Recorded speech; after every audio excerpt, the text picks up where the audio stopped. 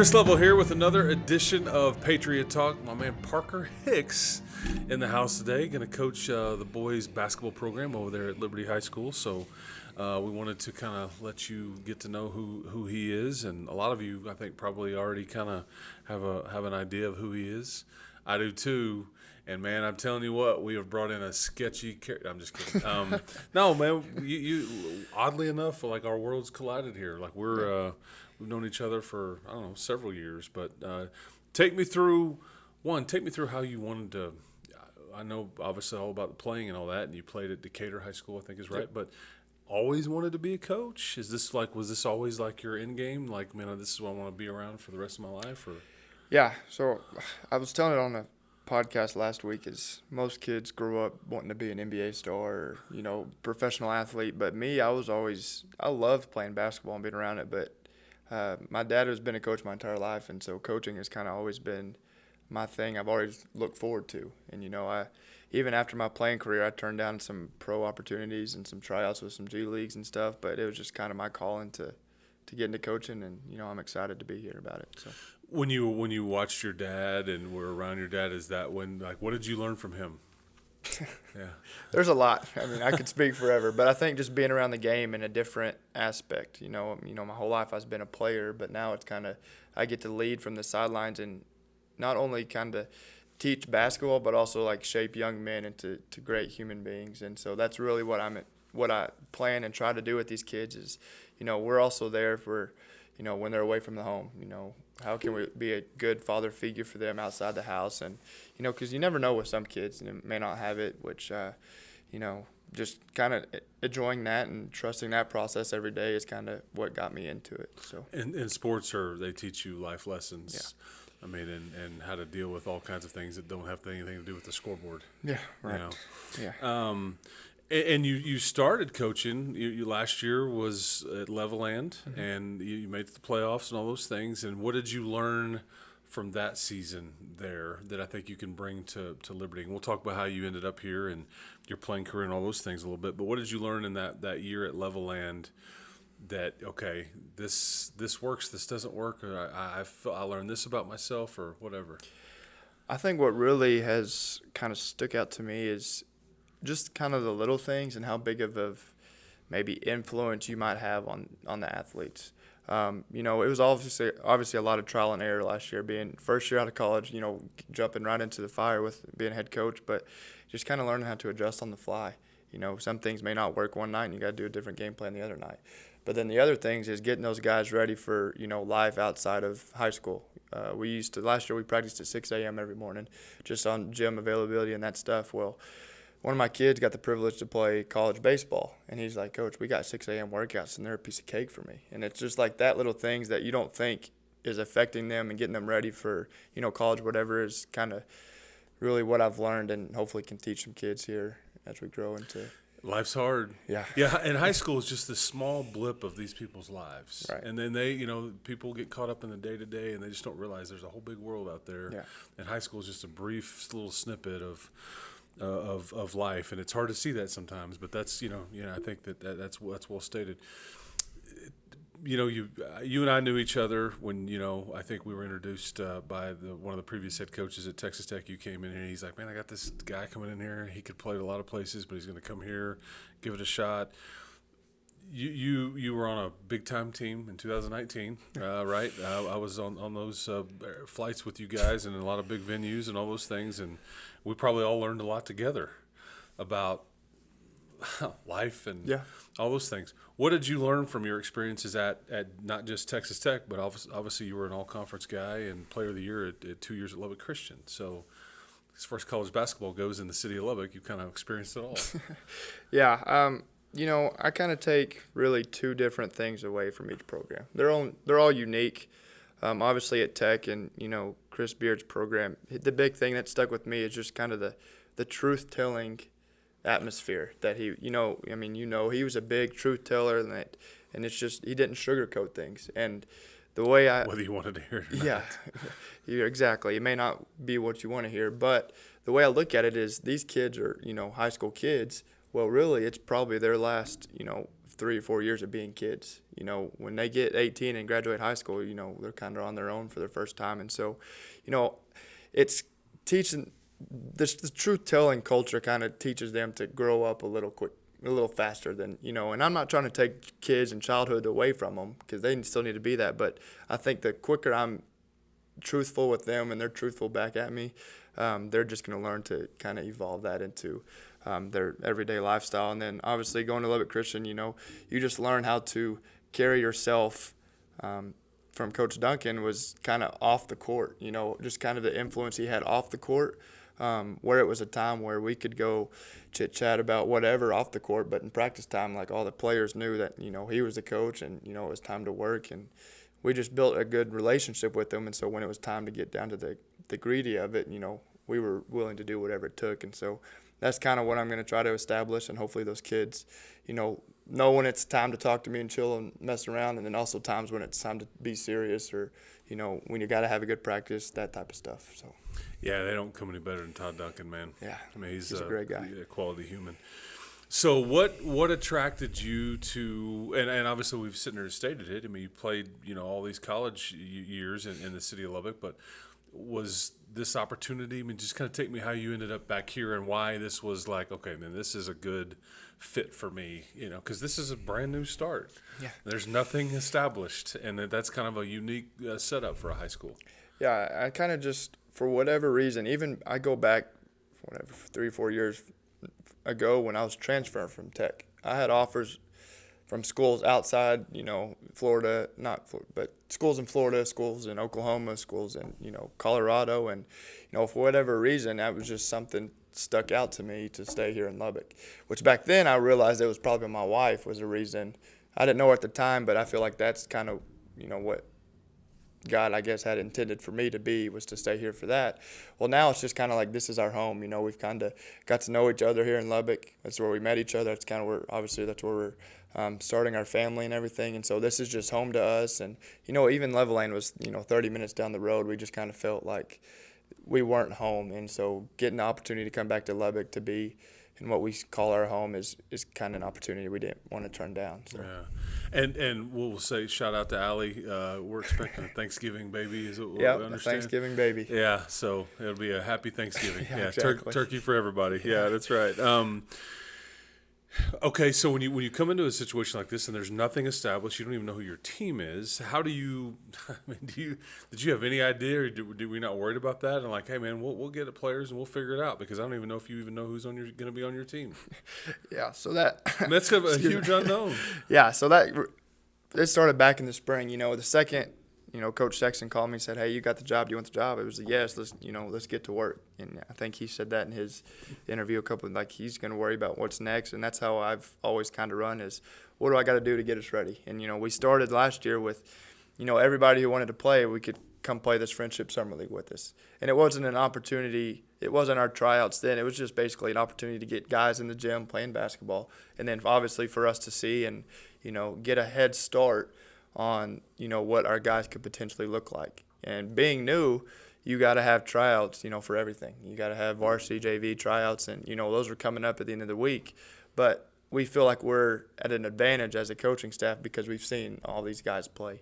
And without that, it's going to be really hard to fit, players into a 2-day tryout. And so that's really kind of and we've learned to kind of go. And so ever since, this summer we're playing Friendship League, we've been talking and trying to figure out what's going to be our varsity, obviously, what's going to be our style of play, what's going to win us games. Was just with all the factors we know, how are we going to be our best? And, we think we've got it, our game plan, narrowed down to an extent, but, we still got to go through the whole process and get our team and, develop around those guys and what they do well. And you'll have 2 teams. 2 teams. Yeah. And I asked Coach Glaspie this on her show as well, but like, do you have an idea of like, okay, this is how I want to play, and or is it just let me see what kind of kids we got and then we'll adjust, or is it a combination of both? It's a little both. Varsity boys basketball is really hard to play. And it's going to be really hard to play with freshmen and sophomores. It's not going to be like the JV football schedule, I can assure you. And that's great and stuff, but, It's going to be really Not that hard. that was all easy. Don't misunderstand what I'm saying, but this is a bit of a different animal. Yeah, it's going to be really hard for us. And, we have some things that were set in stone just because we believe those things are going to help us win. And two of those things that, we can say today is we're going to be the hardest, toughest playing team every night because you can control how hard and tough you play. We can't control if we shoot the ball well or, have a low turnover game, but we can control how we play. And with that comes with the style of play. I think we're going to play really fast just because, that's hard to guard and it's tough to guard. If we're the hardest playing team, the toughest playing team, then we should be able to play fast. And, we're going to try to use that and get as many easy baskets as we can. And then defensively, you just got to be tough. There's no way around it. We're probably going to be outsized, almost every night. And so if we're not tough on the defensive floor or end of the court, then it'll be a long year for us. But those are really the two main things that we're going to try to establish from day one is this: we got to be the hardest, toughest playing team every night, no matter who we're playing, because we can control that. We can control our attitude and effort. And, we felt like we got a group of guys, hopefully, that we can get that point across and realize it's going to be hard and it's going to be tough, but at the same time to keep moving, because potentially we could have the same, varsity for 3 years in a row. And so 3 years from now, we may not be talking about that. We may be talking about ways we play differently, certain ways. But as far as set in stone, that's what we know. We're going to play hard and tough. There's just no way around it. As far as X's and O's, we'll probably have to adapt and see what we're good at. But we have an idea of a basic offense and type of stuff that we think will be really good with the style of play that we're playing. So when you found out, because this, I don't even think I'm trying to remember if you'd already gotten the job when this was already established or if this came afterwards. I don't remember the timing here, but like when you found out because all the districts, I think Liberty is participating in 7 different districts depending on the sports. Yeah. The basketball district, though, I don't know if you already knew that or whatever. It doesn't matter. But when you first saw that, you thought what? About this, yeah, no comment almost. Yeah, because it's a loaded, it's a loaded district, and I think there's some rankings that have come out, and I think the Shallow Waters and the Childresses and some of those are going to be top teams in the state of Texas, and so here we go, right? Yeah, throw you in the fire. Right? That's right. I think one of the other things too that I think is fascinating about starting a program is you don't really know how many kids you're going to have. You don't know. And I think what people are kind of, because the other high school is completely different in that it's so much bigger that you almost kind of have to pick and choose, but you're going to deal with a lot of the same athletes, at least initially, in a lot of these sports, which I think is kind of fascinating because they're going from one sport to the next. You guys are actually going to get a bit of a head start on the season because you can, Joe Sexton kind of control that football schedule. How much does that help you? Because you'll be playing against teams that have been off season all fall or. Yeah, it's huge. Them not playing that last week of regular football season really, like you said, gives us a jump start to what we're trying to do, and it allows us to have a couple tryout days and then a whole week of practice before we play probably a regional final team in West Plains. We start off the bat with a scrimmage against them with really good cats that can play, and won't be surprised if we see them playing the regional tournament for 4A. But having that week of preparation is knowing, and the biggest thing with these guys is they got to know it's not going to be perfect from day one. There's going to be trial and error, and so that first week we're just going to do as much as we can to get us ready to play for Saturday, knowing it's going to be tough. We're going to get some bumps and bruises, we may get beat, but we're going to do it for the experience. Scrimmages don't matter at the end of the day. We'll learn something about us, okay, and then we'll have another week of preparation before we get going for good. So we're looking at, 2 full weeks of preparation to get us ready for game time, which compared to, say, if, we were at the other high school, for example, if football won't end for, whoever knows how long. And so they're in the midst of the season. So, even though we're late with our official start date, the 25th, we're missing 2 days. We're not, because we're going to have 2 weeks of preparation and, actual game footage to help us out. And with these guys being so young, I think it's going to be huge just kind of learning from their mistakes. Film is going to be a huge thing for these guys because they'll quickly learn that, I can throw this bounce pass here, but I can't throw it here type of situation. And probably have never watched film. Yeah. The high school is different. Yeah. High school is the varsity level specifically is very, very different. Take me through trying to put a schedule together. you don't really know what you've got. You know what district you're in. You want to test them for that district and all that. I mean, but just kind of take me through how you put what you tried to do and from a scheduling standpoint. Yeah, so I've never been the type to run away from anything. People have always, this kind of just goes back to my plan, always told me, like, oh, you're not going to make it at Tech type of situation. Or you go to Love Christian, you're not going to make it there. And so I've kind of used that mentality to build a schedule. I don't want a cupcake schedule. I don't want us to be undefeated going to district. I don't think that does us really any good. And even though, who knows what's going on in the preseason, but even if we don't have a good record, the second district starts, that preseason record's out the window. That obviously doesn't matter between the playoffs and all that stuff. So we built a schedule trying to get us ready for those shallow water, Childress, those type of teams. Those teams are ranked in the top 10 in the state, which is going to be a tough task. Well, in our preseason, we got Floydada. Floydada's number 6 in 2A. We're playing, obviously, Monterey. Their history in basketball and how good they'll be. And then, we got some tournaments that have tons of 3A competition. And so we try to put ourselves in situations to get us ready for district, and we felt like we've done a schedule that by the time December 19th rolls around, then, we're ready to go with district because, all these kids have played basketball before, but, like, it's just going to be a matter of getting the point across of the difference between which all these guys either played 8th grade basketball or freshman basketball into a varsity district game, and just the intensity, the amount of mistakes and all that stuff, that it's got to be so fine point. And so by that time we'll have lots of examples, I guess, we can use so we can hopefully give us the best shot to win. Yeah, lots of maybe bad habits that you can get away with that you've always gotten away with that you'll quickly find out that it's too fast, too big, too strong, and can't do that anymore. Your favorite hoops player growing up was what? Was who? I mean, obviously we can go with the Jordan or LeBron, but is there somebody just who I enjoyed watching? Yeah, who did you enjoy? Study? Yeah, like, player-wise, whether pro, college, whatever. Yeah. Who was it? So growing up little, it was always kind of Dirk, I guess. Okay. Just being from that area and always a big fan of Dirk. But the big German. Yeah. Yes. As I kind of got older and got to studying some people, just the style of play and is Luka. Just the way he was able to use his body and his size and not be the most athletic guy on the court is really kind of what I dove into. And even though I didn't play point or anything, I was able to learn some stuff from him that, even though I'm not going to be the fastest, quickest guy on the court, I can still have moves to get around people and stuff like that. So that's who I kind of always grew up going after. And there's the thing about Luka, he plays at different speeds. Yes. It's stop, start, and use leverage and all kinds of angles and things like that. But he is crafty. That's a good one to.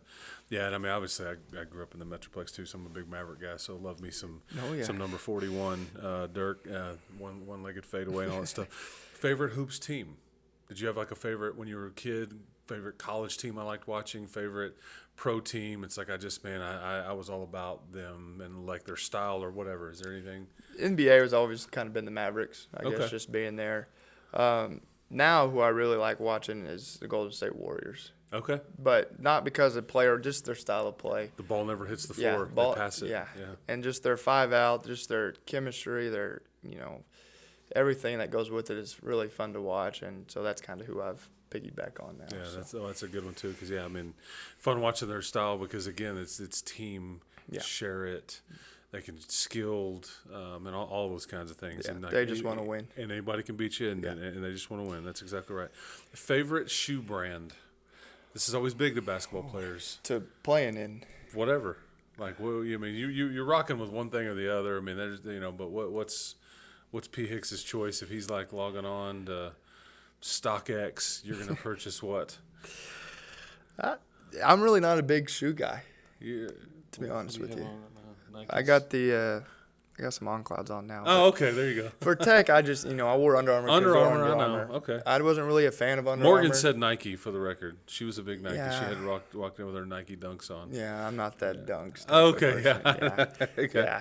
Tech was Under Armour, and then LSU was Adidas, so I've kind of had a little You've bit had them both. I've had them Very both. good. So, okay. Because, that's a big deal to the player in the world. No. It's like what kind of shoes you're rocking. And all I'm that less stuff. worried about the looks and more about I got making you. baskets. I and got stuff. you. Your favorite coaching cliche? I know we always try to avoid these. We try not to over it, but is there one that you just like, man, I really lean on this because it's that important to me? Probably coaching hard, but loving the kids harder. Okay, gotcha. Like That's I a just good one. want to be able to get after the kids is not in obviously a bad way, but Oh, I just yeah. want to be able to coach the kids. But then also at the same time after practice, I can go give them a hug and say I'm gonna love them, and they've forgotten about the rear chewing or It's not whatever it personal. might be. Right? Yeah. No, that's all parents I would think would want is Yeah. coach my kid hard, but love them just Yeah. as hard too. Favorite hoops movie? Do you have one? It's Coach Carter. Okay. You and Morgan. Is that a- you, is you that and, a you and Morgan common are answer? simpatico. Yeah, that's. Yeah. We actually use a little bit of it in our little handbook deal, so we'll see how Very nice. that goes over. Okay. I mean, I would say Hoosiers for me. Yeah, I just that's a good can't- one too. know, I just like how he makes those guys have over a 75 average in the classroom. Oh yeah, I like it. Yeah. So we'll see. Take me through your not. Here's another Chris Beard term: non-negotiables. Do you have any of those? I got a few. Yeah, like Which- I mean, because it's all what's like talking to Morgan and too, and then now you is like you kind of there is no previous, this is like hey, we can make this thing how we want it, how I want it, and that's very unique. But I mean, there may be some things, and you don't have to get into it here, but I mean, I remember that term a lot, non-negotiable. Yeah. Yes, sir. I think there's some things where I think less rules is better, but certain rules matter. I guess certain rules matter. I'm just a big, I like my guys to have above a 75 in the classroom. There's a famous video of Beard. He's getting asked how kids should act in the classroom. Sit in the front row. Yeah, and I play that for my kids every year because that's just kind of expectations. If you want to play basketball, especially for our program or anything at Liberty, I think just that carries you over. You have not bigger responsibilities, but you got. You have something else to represent. You're not just a student. You're a student athlete now. And so just the way you represent yourself outside of basketball or outside of the school is kind of one of the main things that I think is really important. Tell everybody about our guy Nick Gerber, who's going to help Yeah. you. Yeah. That dude's awesome. Really lucky to get him. He's kind of like me. He's just going to put his head down and go to work. He's not going to take no for an answer. But what I mean by that is he's going to, if he loses a game by 15 or 20, he's going to figure out a way to, do it. And so he's just a great guy to have. And, I think a big thing for our kids is both of us got college experience. And so those kids realize kind of, even though he played football, hopefully they realize kind of like, hey, these two guys, they've been there. They know what it takes to be a college athlete. And like, if this is how they say it works, then, by God, let's do it. And so, which I'm sure we got kids wanting to go play, at the next level. And so, But it's hard. it's very hard. It's very hard. Yeah, but I think they got two good coaches who obviously have been there and realize what it takes, and hopefully we can use that to encourage them and persuade them to get a taste of what it's like before college. I thought it was funny because I think Morgan said, hey, I had practice recently at 6 o'clock on a Friday night, and everybody was wanting to go to some football game and stuff, and it's like, you have to make difficult choices when you're on a team. It's like, what's more important to you?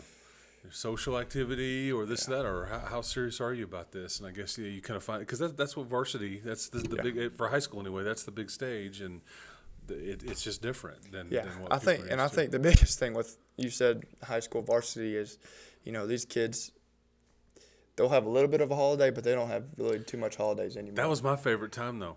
Yeah, which I Like hope Thanksgiving it and is them Christmas, too. Right. that's what was my favorite Yeah, thing is like, it's hoop season. well, because you're like a professional in some ways Right. because there's no school. Right. And like you're just hooping with your buddies and, maybe getting yelled at if you miss a shot or miss a block out or something like that. But hey, man, bring it on. Yeah, You know what I mean? Thanksgiving we got 2 games over break. Hopefully those kids enjoy that. And then Christmas break, we have to be off for 5 days, but we play in the big Cap Rock tournament. And we got district. Which Liberty will be a host for. Yep, and we got big district games, and so just realizing, hey, I'm on varsity. I don't, I get holidays, but I get a limited version of holidays, and that's just part of the sacrifice it is to be, at varsity level. So. That's right, but it's not a sacrifice; it's a privilege. Right, right. Yeah, Some may that's the see way it I as- view it. right. But yeah, Some may that's- see it as a yeah. sacrifice. No, I hear you. Well, man, you know that we've known each other for a long time. Good people right here. I'm really glad that and excited to help broadcast and watch your team play and all that. Coach Glaspie and everybody over at Liberty, man, it's been fun. This is like an inaugural kind of start, and be some rocky times ahead a little bit, but some fun times too. And I think it should be a lot of fun. So, with that, we'll wrap this one up. This has been another edition of Patriot Talk for Parker Hicks, for Chris Level, for Colton Coons behind the camera. We'll talk to you next time.